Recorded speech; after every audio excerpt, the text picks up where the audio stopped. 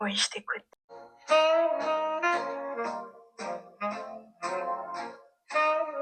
Et à ce moment-là, j'ai compris que je n'avais plus le choix.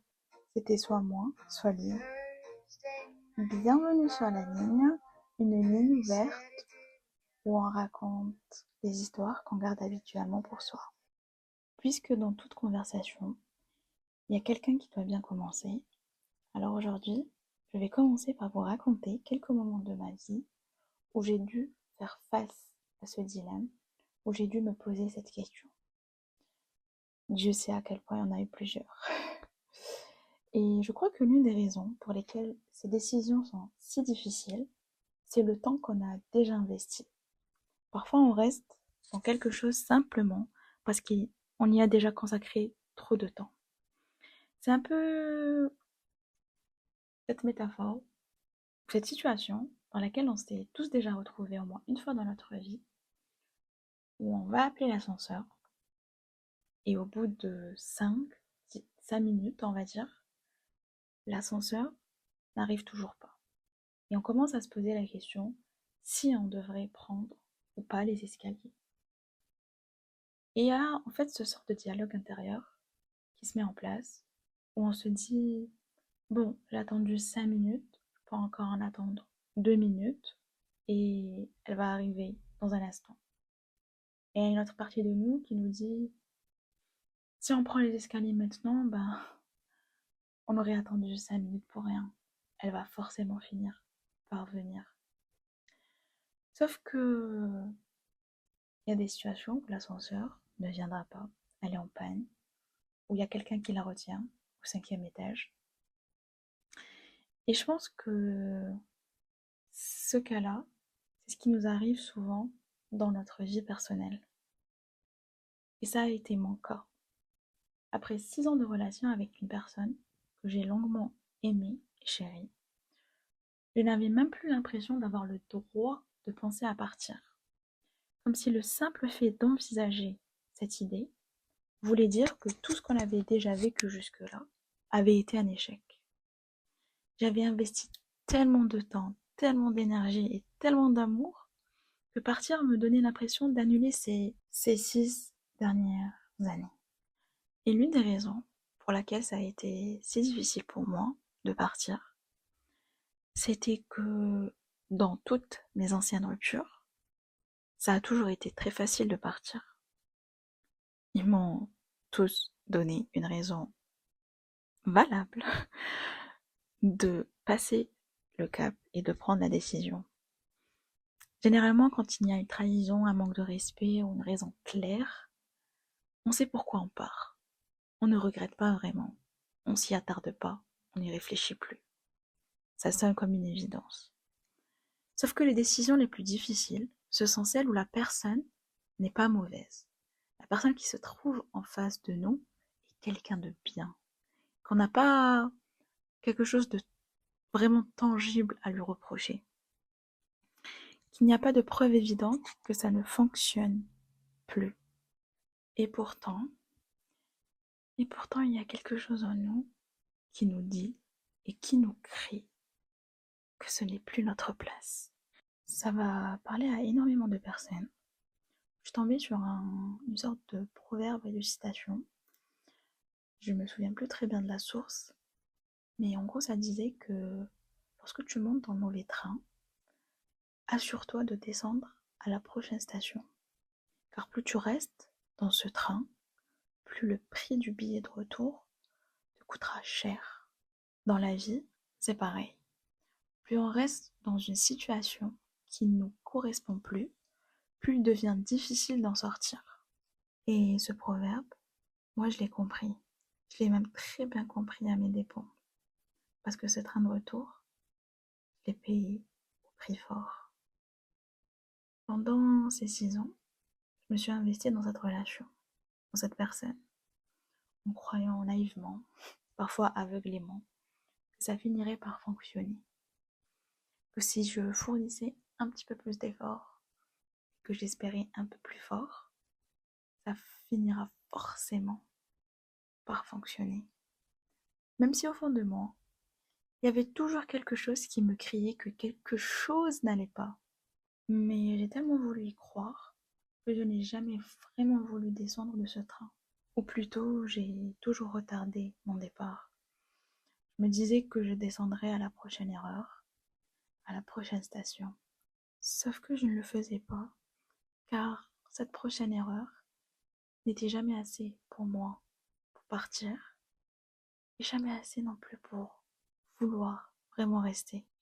Jusqu'au jour où il y a eu ce moment fatidique, où la décision n'était plus vraiment un choix que je pouvais me permettre, et que c'était soit lui, soit moi.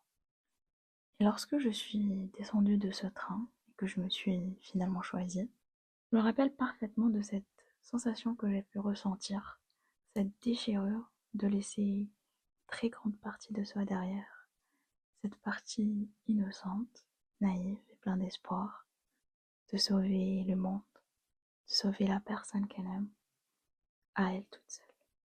Je n'ai plus jamais été la même, et c'était le prix à payer.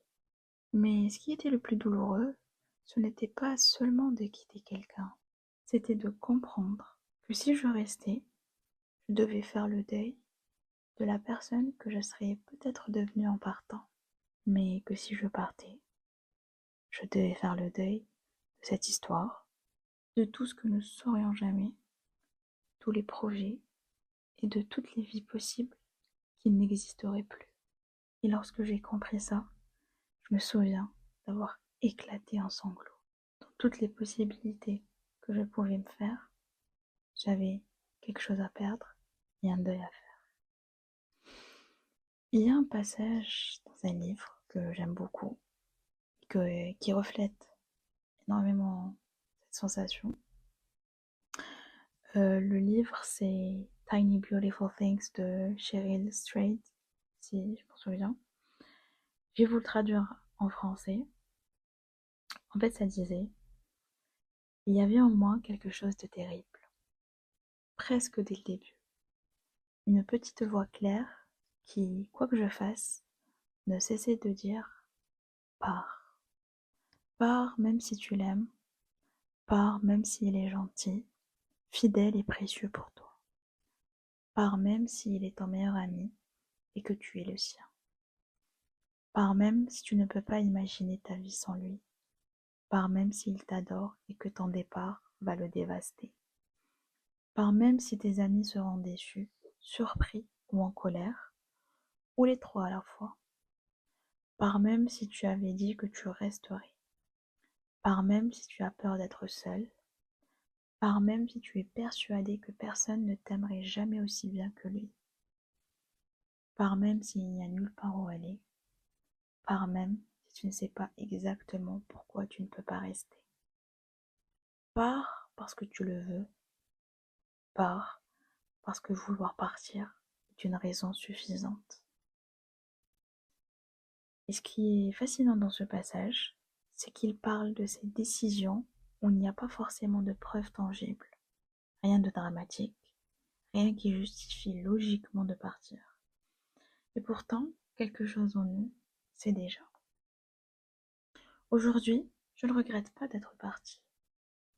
J'en suis même fière, car plein de personnes ne sautent pas le pas.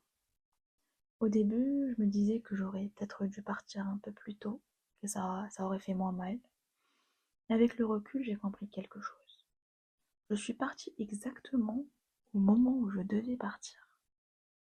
Parce que parfois, quand c'est trop tôt, on reste avec des questions, avec ces pensées qui tournent en boucle. Et si j'avais essayé encore un peu? Et si j'avais attendu? Et si cette fois-ci ça avait marché? Et quand on part trop tard, on finit par se perdre soi-même. Mais s'il y a un moment très particulier, presque silencieux, où quelque chose en nous comprend, on tire la leçon.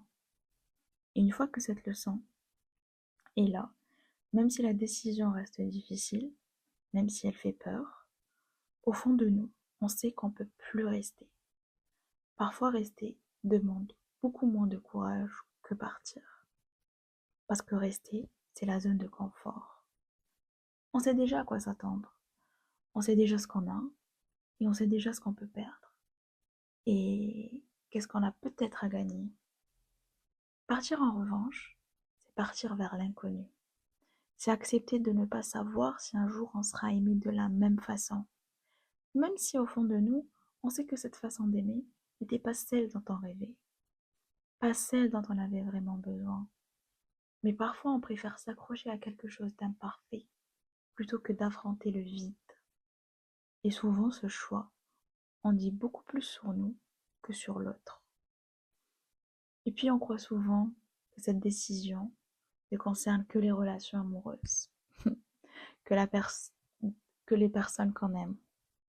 Mais en réalité, cette question, partir ou rester, apparaît dans presque tous les choix importants de notre vie.